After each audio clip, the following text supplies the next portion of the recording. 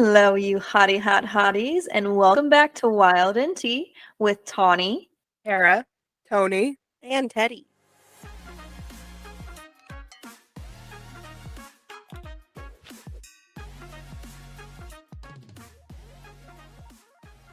All right, thanks for joining us with this episode. We decided to take this Roman Empire to part two. And our part two is women's Roman Empire. And something that was brought up about the women's quote unquote Roman Empire is thinking about our ex best friends or childhood friends who we no longer are in contact with. And it's funny when this was brought up, I literally had just had an intense dream about one of my ex best childhood friends and in like real life, another childhood friend had reached out for a phone number of an ex best friend. And I just thought it was such weird timing, but it coincided perfectly.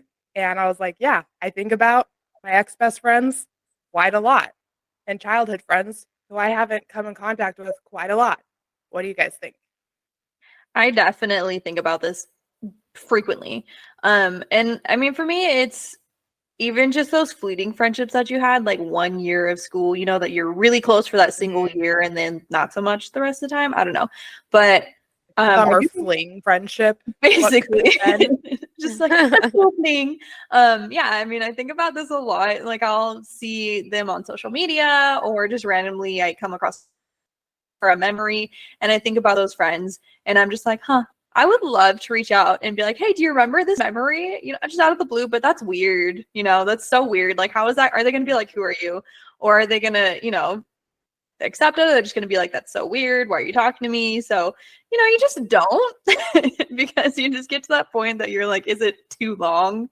And do they even still like me? Did they like me then? And you just get really into your head about it. But no, I think about it pretty frequently.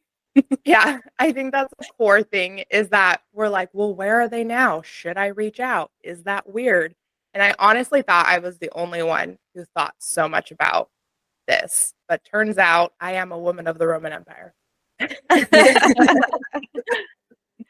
I think it's important to keep like that like distinction, right? Because there's those childhood friends who like we haven't talked to in ages and we're like, where are they now? What are they doing? And then there's like the ex best friends, and those are the ones that you had an actual falling out, like discussion, breakup with. And it's funny because I think of both. I think of the girl who I was BFFs with for half of kindergarten, and then one day she disappeared and I never saw her again.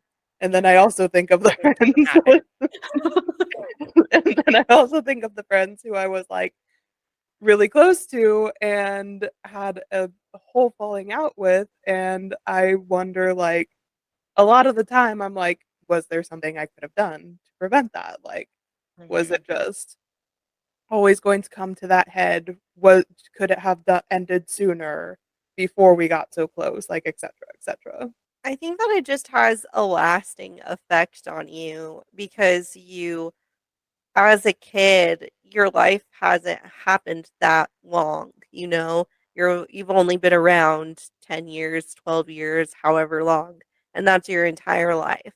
And so it really, really deeply imprints on you when you've been spending these past over 3/4 of your life with one person as your best friend, and then they just dump you or they leave you or you guys separate for some reason. And so that carries through your adolescence and adulthood. For me, I thought about I still think about one of my best friends growing up, and how she and I we didn't have a really good breakup. Like it was kind of painful, and it launched me into a sort of spiral in thinking that I wasn't good enough to have friends, and like that I didn't um have the ability to make friends.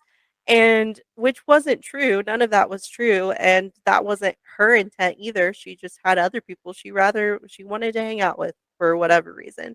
That's totally fine, but it's just interesting because I think about it all the time. I think about it a lot, and so I think that's why we carry that through us because it's all of our baggage, right? Oh, friendship baggage, seriously. Yeah. And a And lot I of times think those friends, they shape who you are at the time and they help to shape your personality. So it is kind of sad. It's like, oh, that little piece of my personality is just like it's gone now. yeah. And I think that sometimes I'm like, maybe I just don't have enough friends now to take up like my mind space. But That's not it. ultimately, That's it's not not it. true. No matter how many friends you are, you'll come across people that flash you back to a previous friend and you're like, wow, they knew me so well. And it's so hard to let go of those they become like core memories essentially. And obviously we can't let go of it. Our minds cannot let go of those experiences or people. And Yeah. I just want to say, Teddy, I think about your ex-best friends a lot too. I'm Tawny. randomly just like, I wonder how that person's doing. But I was also friends with a lot of your friends, obviously not as close as you were. No, but it's true. You were always around. I was actually just looking at some old photos from my 10th birthday and you were in all of the pictures, or my 5th birthday and you were in all of the pictures. Yeah. So, yeah, you did know. You did know me pretty well. Yeah. And That's cute. That's nice to have someone else who takes that consideration burden off of your mind a little bit. You're like, at least Tawny's thinking about them if I can't be. We swap. well, for you, Tara, all of your friends were always over when we were growing up. So we know exactly who your friends were. And they're also on all of our minds too. Oh, that makes me feel good. Which is so It's the funny same because thing with Tony. you can't hold hate. I feel like I don't hold hate against. I've had 3 big friend breakups and I don't hold hate against any of them. Yeah, Especially because our families were so intertwined and I have love for all of them and I truly like hope they are happy. And it's the oddest thing to not hate an ex-best friend, but you don't yeah, and you continue to think of them. because you're hurting and it's more like grieving. It's just grieving that relationship and that friendship that was once so close and now is not. And so I don't think that the grieving process really ends fully. And that's why I think about ex best friends probably, once or a few times each month, if not once a week.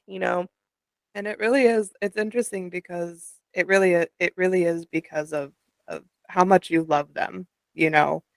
Our friendships teach us so much about love and people often spend so much time thinking about love is a romantic thing, but a lot of how we come to learn and understand love is through our friendships.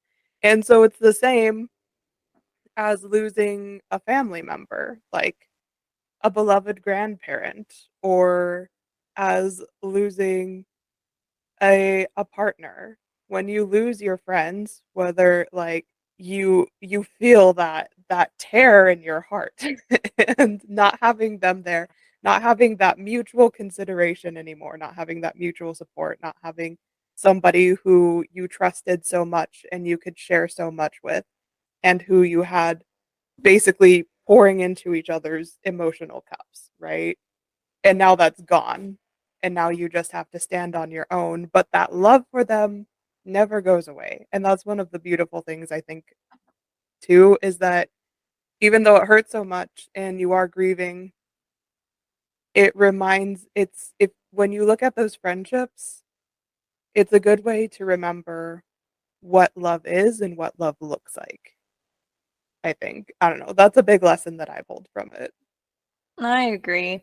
And I feel like a lot of when I am making new friends, I do spend comparing it almost, but also looking for that same kind of friendship that I had with others in the past, where I'm like, we were the text each other at 2 a.m. kind of friend, or we were the, anytime somebody was bored, we went and did something friend, or, and I feel like a lot of friendships after that, you're looking to fill that friendship void from not having them around anymore too. It's interesting because I feel like in my experiences, it's been friendships that I've kept for however long, but I think the common denominator was kind of these toxic cycles we would go through. And ultimately, you just got to a point, no matter how old I was, because this was from like between high school and like a couple years ago that it's happened, where you just can't anymore. And the unconditional love is just kind of like, this is no longer healthy for us, so we're going to have to part ways.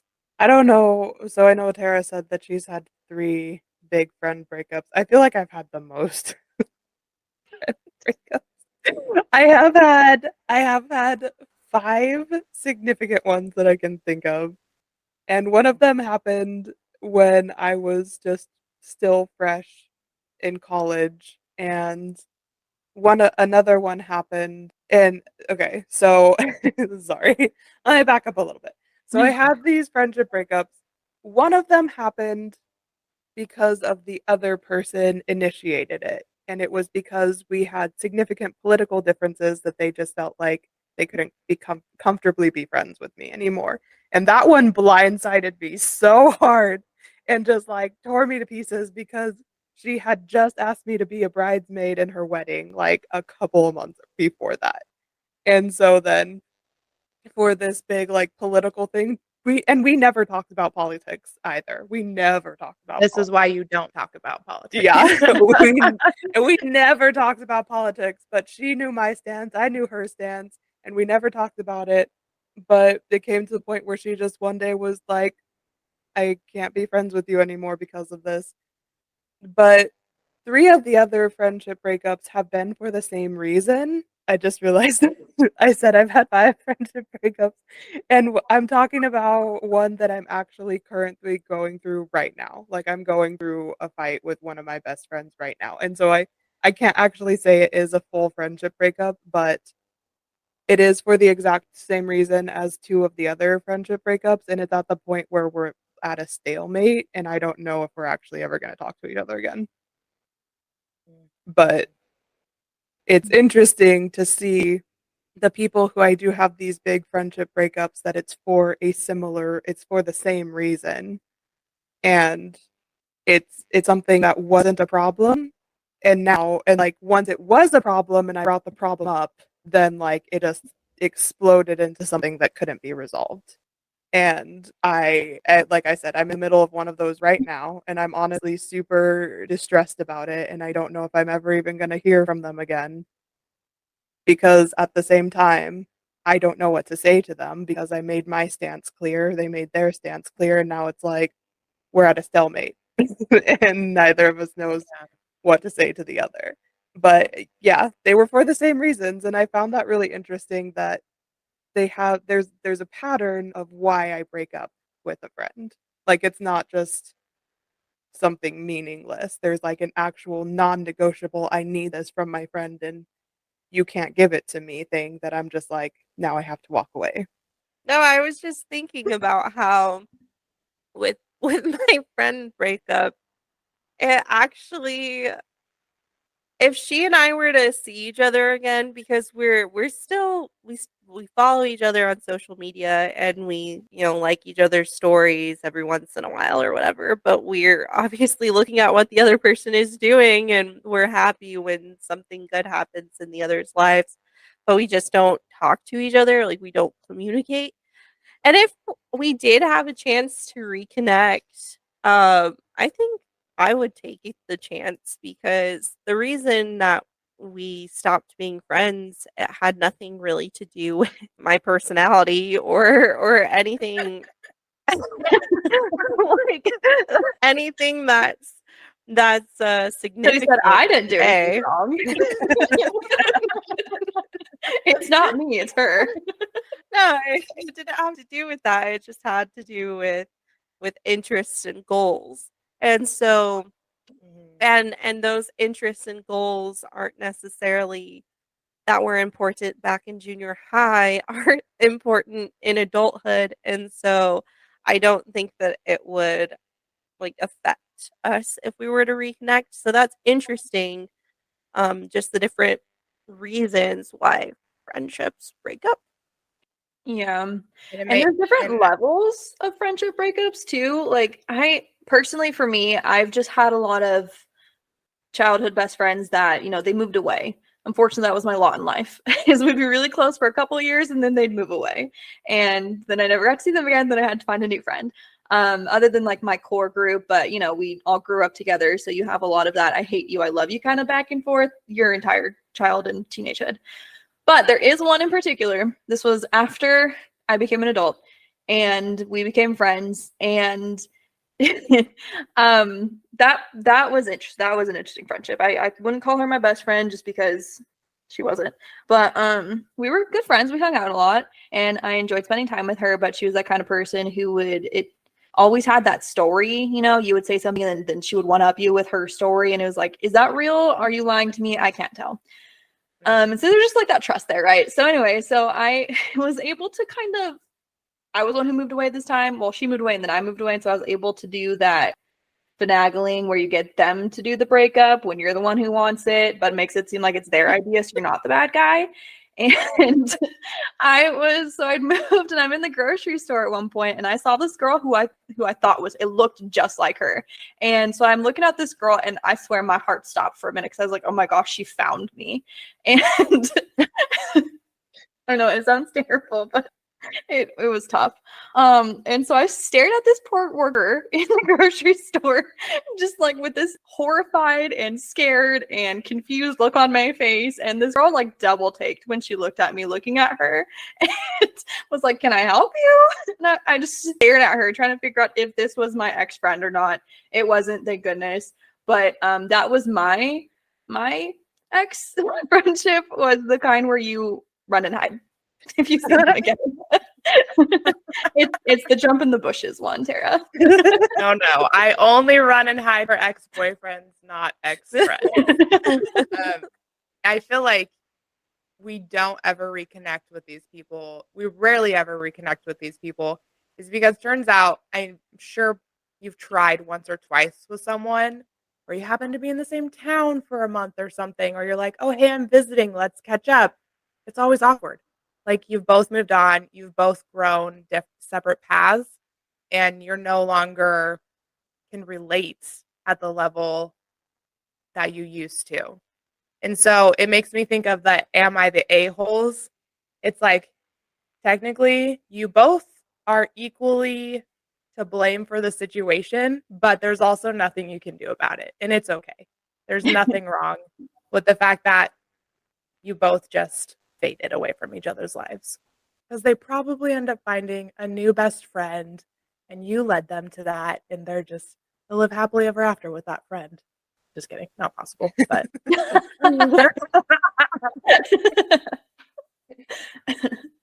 yeah, so to all my old best friends out there, my old childhood friends, I just want to say you can reach out. It will be weird, but you can reach out. There you go.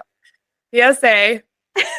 We still think about you. If you think about us, we're probably thinking about you. Just don't reach out. If you do reach out, don't let it be about an MLM or some pyramid scheme because we will never talk again. That's not a real friend. Real friends. I will not trust you. So, I don't know if you guys have heard of beige flags. And, with like red flags with a relationship. And this new thing is beige flags. And I think it's pretty funny. The definition of beige flags is something that's neither good nor bad, but makes you pause for a minute when you notice it. And then you just continue on. Something odd, right? So I don't know if we want to identify like each other's beige flags because I feel like it's kind of hard to identify your own. But if you know your own, call it out. Like, because red flags.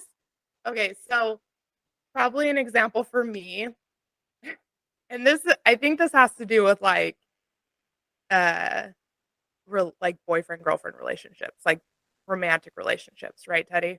Yeah, yeah, Typically, yeah. typically it's like partner relationships or whatever you want to call that. And I would say mine is like something that could be a red flag, but it's mostly a beige flag, is me being an oldest sister, which just comes with its own bag of tricks, essentially.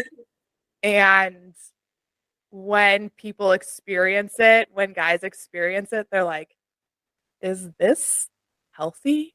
Is this okay? But also, they kind of reap the benefits from it. So it becomes beige, right? Older sisters and youngest brothers. The ultimate match. Maybe it's like daddy's girls and like mama's boys. I don't know. I Like feel like oldest mama's sisters. boys are a bit more of a red flag, but it can also be beige. You know what I'm saying? It's true. It's true. It depends on what level, My what level husband. of mama's voice. Your husband. Oh yeah. Definitely. So do you He's a call mama's his boy. level? Do you consider his level red or beige? It's beige because they have a great relationship. So there's nothing like red flag about their relationship. But there was a time where I had to be like, you have to tell me things first now because I'm your wife. Don't call your mom, please. So Yeah. I did I did date a variety of guys, and one thing that they seemed to have in common were daddy issues. And for me, that was like a beige flag at first. And then I dated a guy who was super close to his dad, which kind of turned into a red flag. And I was like, okay, that kind of like hits home with the daddy issues being beige flags in a way. Like that's my type of beige flag I go for. but Tara, if you think that's a beige flag, then you being a daddy's girl would also be a beige flag to them. There we go. That is true. I feel like They solved. the daddy issues should be a red flag to you. And it comes off as a beige flag to them. You come off as grounded. Sarah's Well, like, because that's beige. It's a like, very it could- washed out red. the thing is, The dryer Flag been in the sun. It could be worse. It could be worse. So I call it beige. That flag been dried out in the sun, Tara. It was red at one point. Unwarm.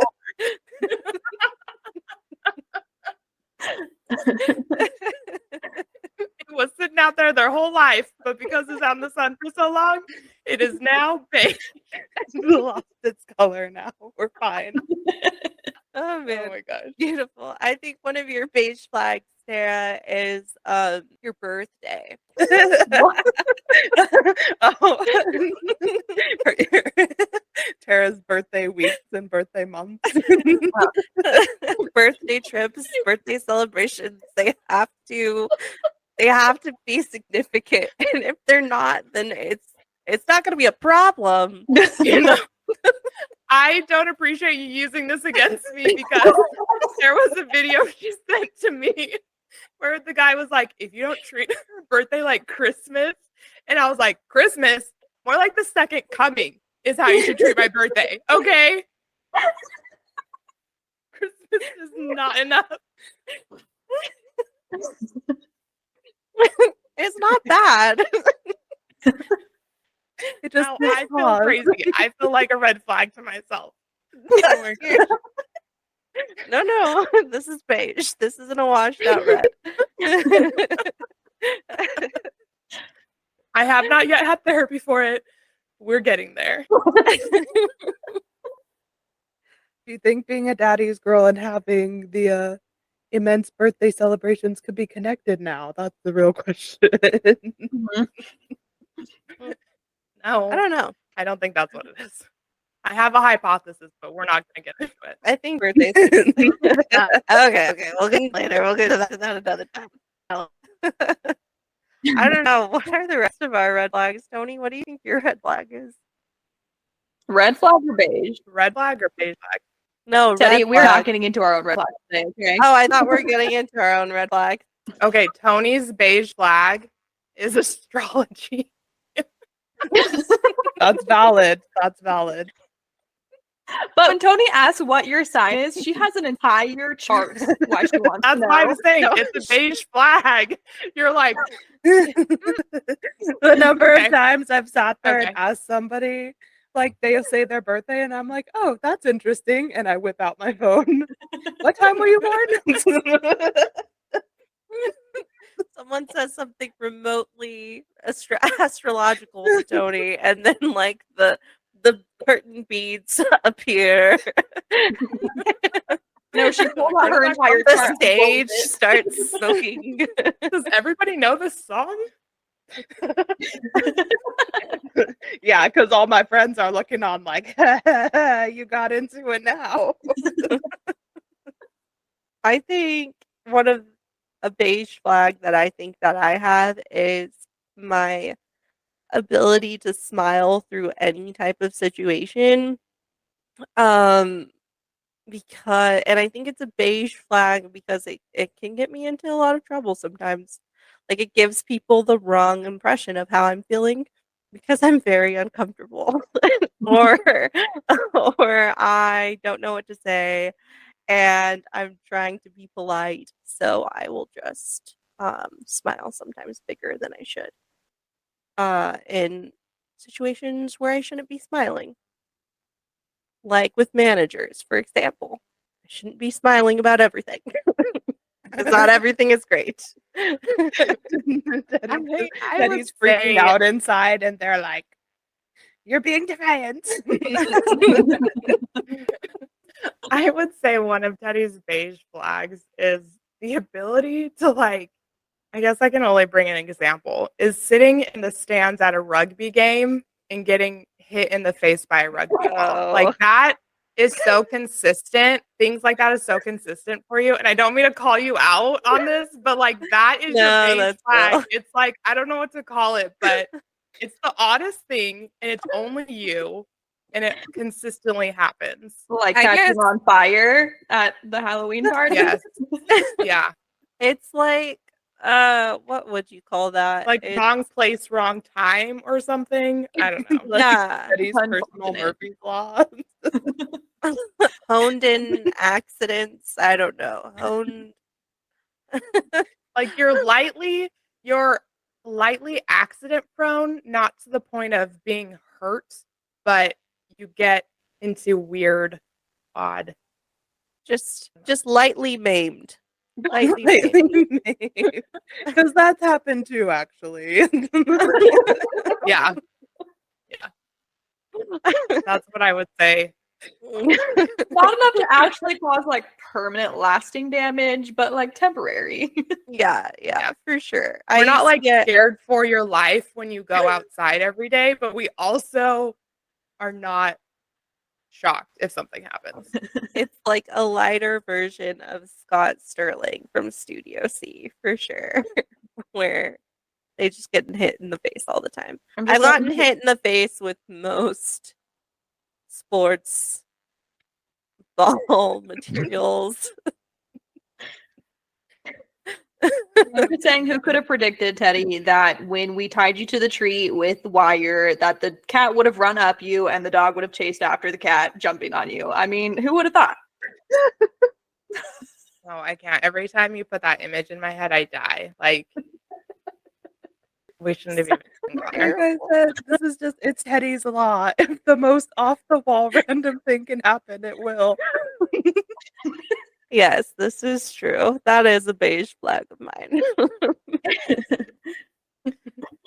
I Oh, think man. Tawny's could be her animal training ability. Why was I going to say the Because same thing, though? Yeah, yeah. Because it's kind of terrifying in a way, but also you're like, but good on you. I can teach my dog to kill you, but I haven't yet.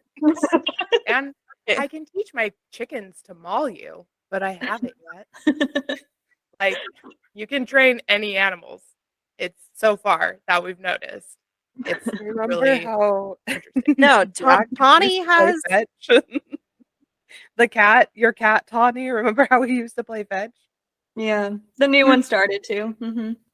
And now you're training your new cat to play fetch. Yes. Yeah. Tawny has the animal disciplinary ability of like a Soviet Union officer. Ooh. That's actually like highly sought after. That's pretty impressive. I'm not saying it's a superpower, but I'm pretty good at it. No, it is. It is. Especially because we were not raised with trained animals. That was not a thing in our house. Our dogs ran wild in the yard, and like their biggest thing that they ever learned was maybe sit. Yeah. Lou We actually also got really did- good at waiting inside the fence. If you walked out the fence and I would tell her to stay inside the fence, she would stay inside the fence. She was really good about that. Mhm. Mm-hmm. Really, I honestly figured my most obvious beige flag was that I've been married before. I figured that was a pretty big beige flag for me, that I was married before, because, can be a bad thing. So it's like, why did that fail? What did you do? Or can be, a good thing. So it's like, oh, she has experience, right? So she knows like what to do in the situation. So I thought that was my pretty obvious beige flag. That's funny because I feel like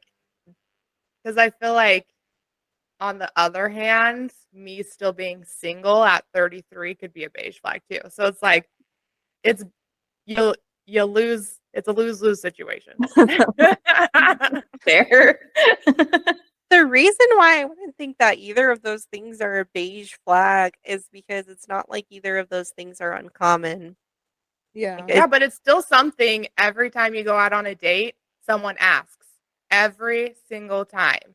Like, and I'll give them a different answer every time because I'm like, if I had an answer for you, then this would have been taken care of. We wouldn't be asking There it questions is. anymore. There you know? it is. Hitting on the actual beige flag. Just lying. White lies. Lying or no? Yes, that is a huge one. Okay, this is my favorite because my short stint on a dating app, one guy was like, if you lie for no reason, swipe left. And I was like, okay, because I do. You're like, how's your day?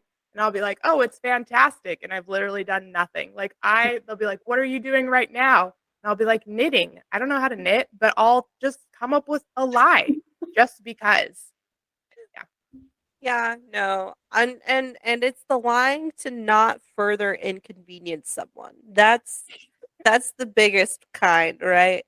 For beige flags, as far as beige flags go. Someone makes up a story about you and instead of correcting them, you just say yes. That's Yeah, exactly I true. do remember that. Mine is like music and movies. When people are like, "Oh yeah, I love this song. Have you heard of this artist?" And I'm like, "Absolutely." I don't know who that is. Yeah. Please don't push me further because I just lied. I don't want to tell you I just lied. Yeah. But I couldn't think of a way to say no. Yep. Mine was my professor thought I was dating someone and I knew he got me confused with someone else, but I just said yes and I went along with it. That was the one detail he remembered about me every single week. So then the next time he asked, I told him that we broke up with this imaginary boyfriend that I never had. And he felt so bad that he was like, if you want to stay after, I have some like helpful tips or like reading or articles or quotes or something you could take about relationship advice. I'm like, thank you. Amazing. So sweet. Like my friend's grandma thought I was one of my friend's cousins and asked me how my volunteering with the Red Cross was going. And I knew who she was talking about, but that person wasn't there, so I couldn't redirect her. So I just went with it. And told the grandma it was going well. And they're not big lies. They're not going to hurt anyone. And you don't really do it on purpose. It's just like Teddy, like you were saying, it's just to make their lives easier. Just don't want to inconvenience their reality or their perception. Yeah. I feel like that's my Murphy's Law, though. If somebody does that and I just try to go along with it, even though I have no idea what they're talking about it, they will inevitably ask me deeper questions that I cannot answer, and I will get found out like immediately. Like I get. Tony's can't beige lie flag about is not being able to follow through on the lie.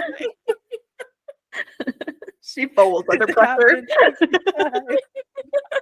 She's like, too deep. It didn't work. It didn't work this time. My favorite story about this kind of thing happening was when I was working for a bank in Hawaii. This lady came, she had crocheted us these little like sponges kind of thing, and they looked like sand dollars. And now living in California, we have sand dollars out there because I guess it's a cold water thing, but I didn't think about it at the time. So I'm talking to my coworkers and I'm like, oh my gosh, it looks like a sand dollar. And one of them, she was like, yeah, it does. And I was like, huh, I haven't seen any sand dollars out here. Do you guys have sand dollars? And she goes, no, because I don't know what that is. Girl, That would be me. You enthusiastically told me that. Yes, it does look like a sand She's dollar. like, you weren't supposed to ask a follow-up question. Read the room. Oh my gosh. Oh, I just thought of another one. Saying, agreeing with someone or saying yes when you didn't hear them, right? And you don't want to ask them. You don't want to ask them what or to repeat themselves. So you're just like, yeah. Or when you've already asked what a couple of times and it's still not happening, you're like, I can't anymore. Oh, I have the best Yeah. example of this. One time I was with these little kids and we were with their mom and our mom was dropping them off and like the kids are chatting away and I was like trying to listen but not really. And the girl says something about her dad and I was like, yeah, that must be really fun. And she was like, it's not fun that my dad's in prison. I was like,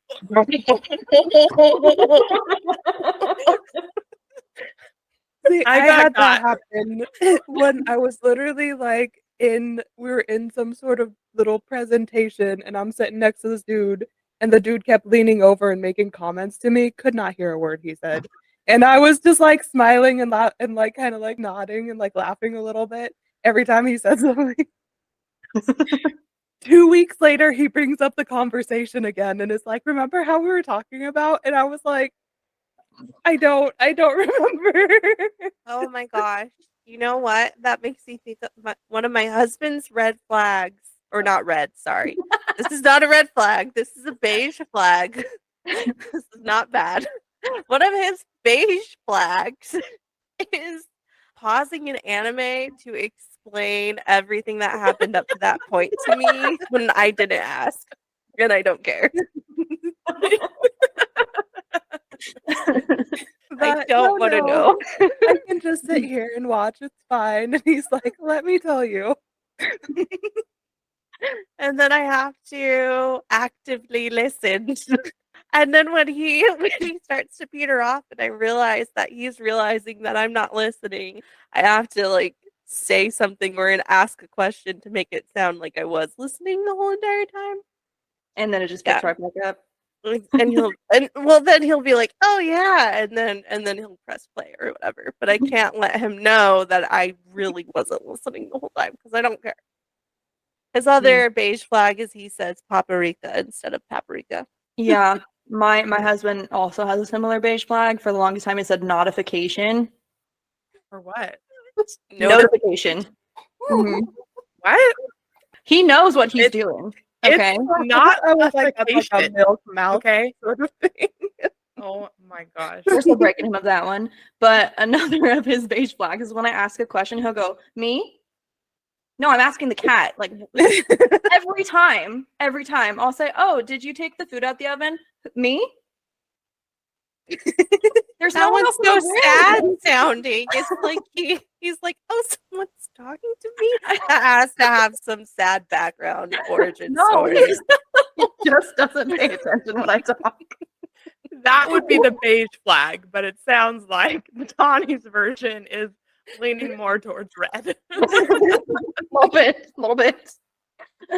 So every time he says, who, me? I say, no, the cat.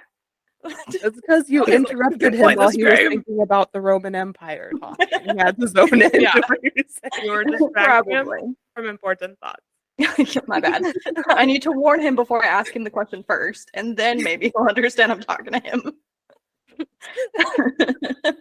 It's that, or of course, I mean, guys in general just seem to do this, where you tell them something and then you kind of finish what you're saying and they're like, oh yeah, and then you say, can you repeat that back to me? And they're like, blank. And then they try to, they get like the first part of the sentence and they're like, you were going out.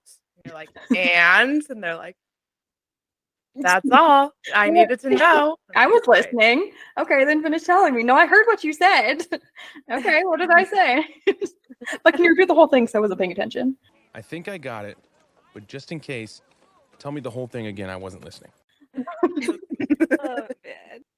Yep, It's funny when you're having a good day. It's not so funny when it's not a good day. Yeah. That was more entertaining than I expected to be. Definitely recommend discussing it with the people around you, and it opens up your eyes. But thank you for joining us. Watch out for those red flags that faded to beige because they're out in the sun for too long. Love you. Bye. Love you. Bye. Love you. Bye. Bye.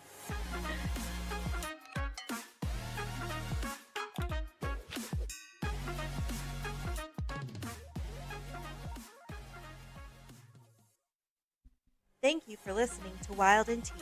This podcast episode was produced and edited by Teddy Chanboon, Kyron Maciel, and Dallas Hanson. Remember to subscribe, rate, review, and of course, share with your sisters. For more content, you can follow Wild&T on all platforms or our individual socials. See you next week.